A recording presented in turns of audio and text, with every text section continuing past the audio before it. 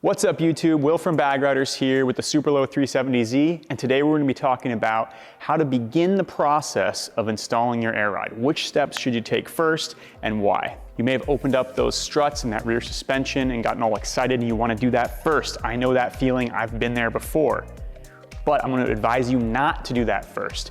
What you actually want to do before you get to the suspension is do your control system and follow that with all your airlines. This way, when you've got that suspension on, your car is not just trapped on the ground at its lowest possible height. So for us here, we've got the benefit of a lift. At home, you're doing a DIY setup, you may be on jack stands. Let's go ahead, now that we've got our management in the vehicle, and get the car up in the air.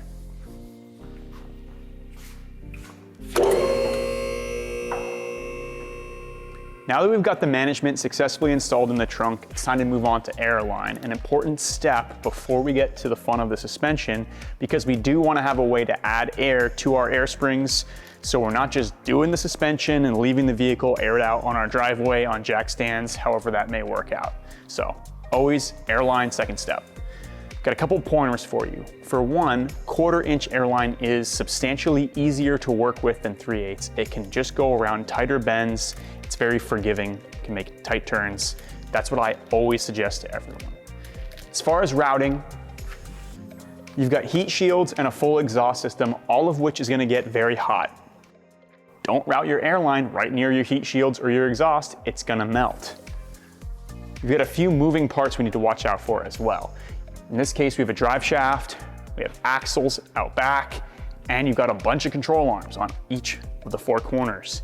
All of those pieces are gonna move up and down. If you route your airline too near those, they'll make contact. It will either rub the line or the line could be pinched.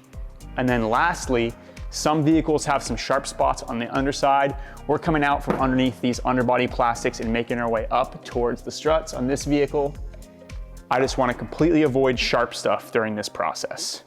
Now let's get to the suspension. Obviously, our vehicle here is already bagged, but we're still gonna go over the finer points of suspension install. 2 of the big ones to me, especially speaking of our Superlow line or say Airlift Performance, is if you're fighting to get your upper mount or your lower mount into the OEM mounting positions, that should not be the case. They should go in nice and easily.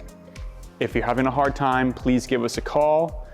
Also, do us a favor, check the packaging. Make sure the box describes the exact car that you have. In some cases, a car will be the all-wheel drive version, say, and the box will designate the rear-wheel drive. Some little small difference like that could be the reason why your stuff's not fitting.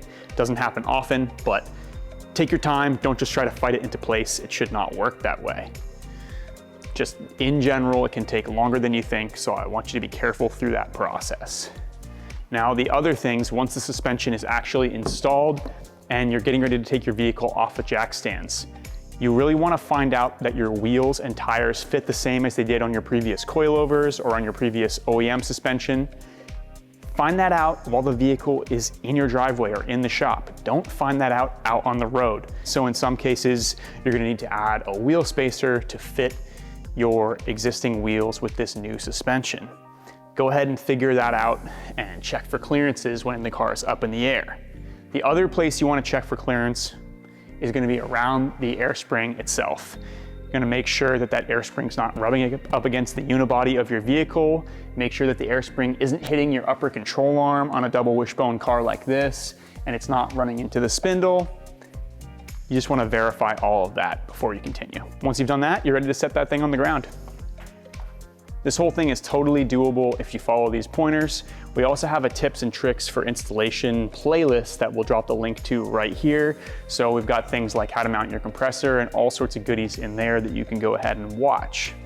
Again, my name is Will Fisher from Bag Riders here.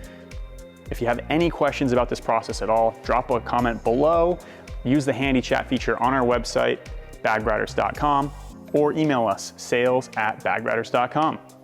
Peace.